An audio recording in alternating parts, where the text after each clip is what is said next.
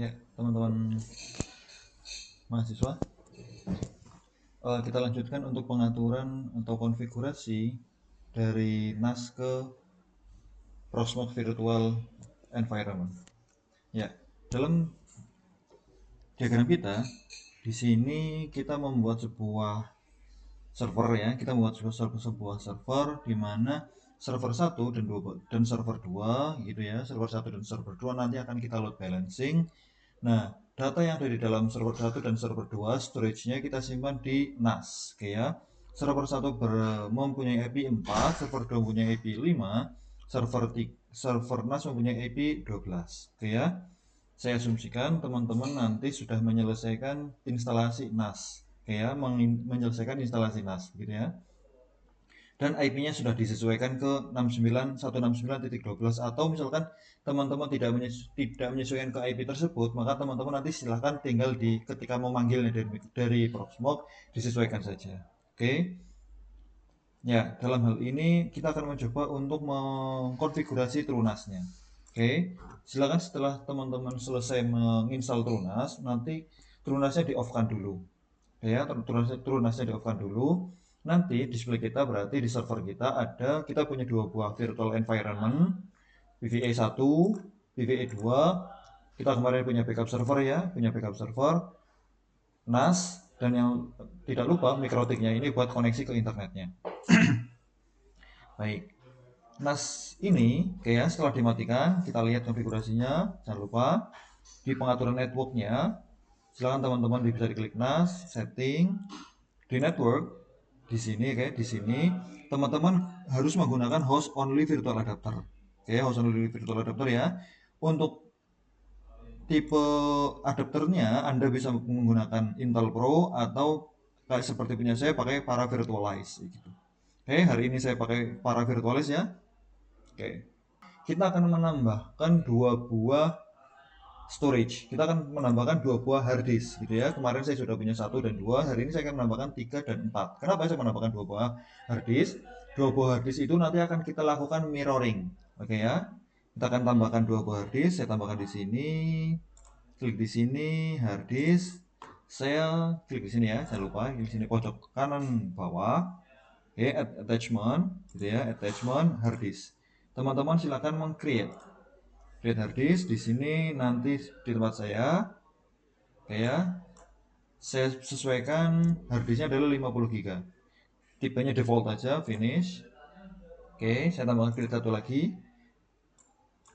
50 juga. Finish. Jadi di sini saya punya NAS 3 sama NAS 4. NAS 3 saya klik ya. Saya choose. Udah.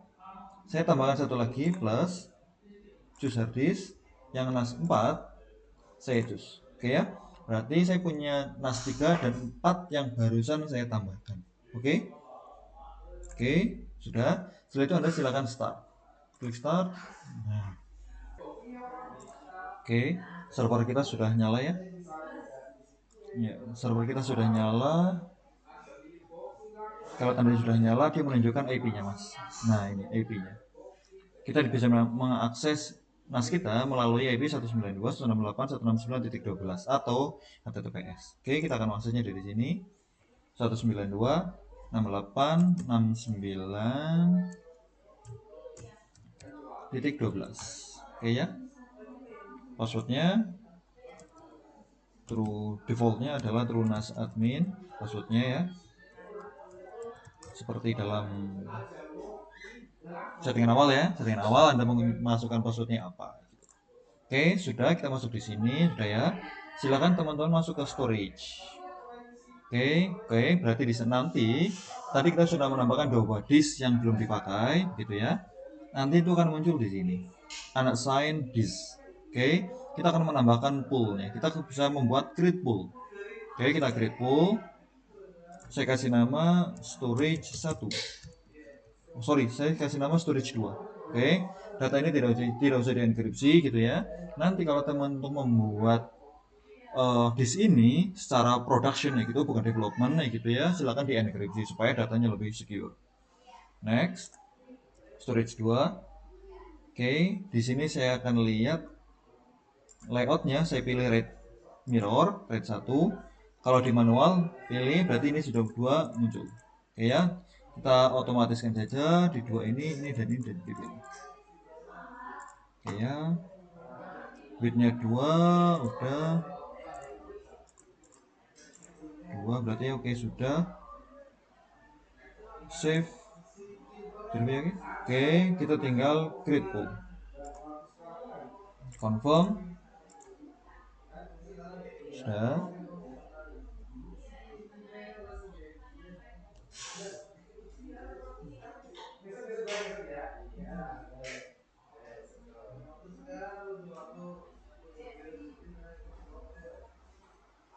Oke, poolnya sudah terbuat. Buktinya poolnya sudah mana?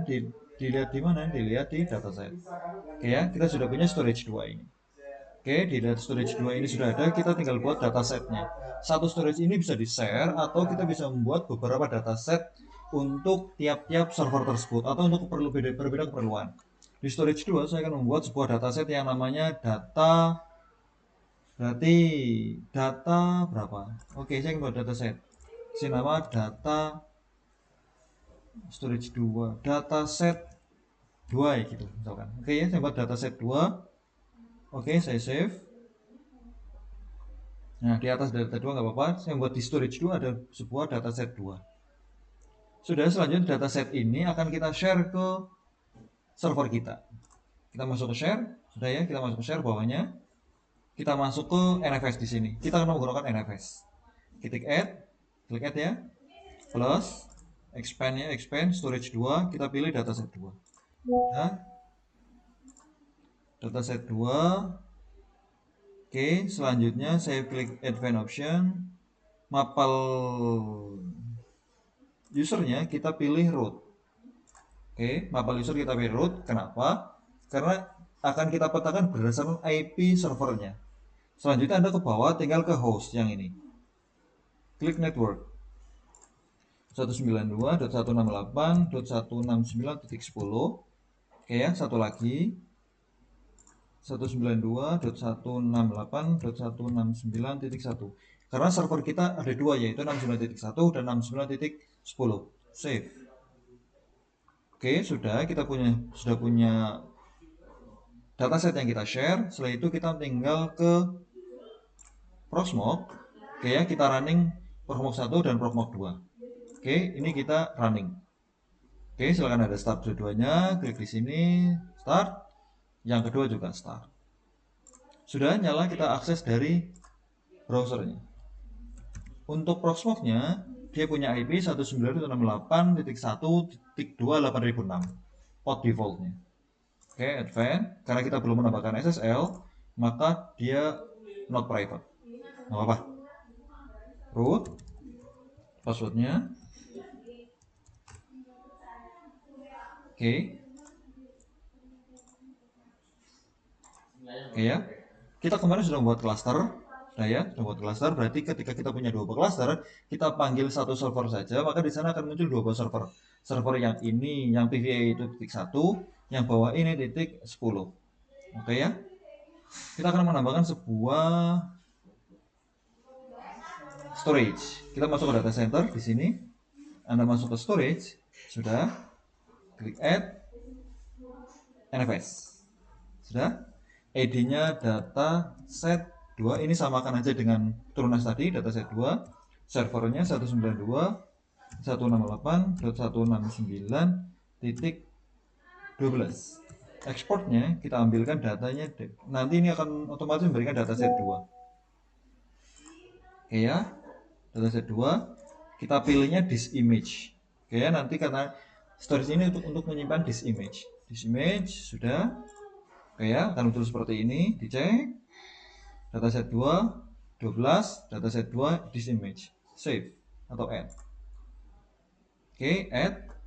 Sudah. Maka di sini di WP1 maupun WP2 dia akan menambahkan dataset 2. Dataset 2. Nah, dataset 2 di sini. VM disknya di sini masih kosong. Oke, datasetnya di sini VM disknya masih kosong. Oke ya, sudah. Setelah ini nanti kita akan lanjutkan proses berikutnya, yaitu membuat server 1 dan server 2 server load balancer maupun server database-nya. Oke ya, terima kasih.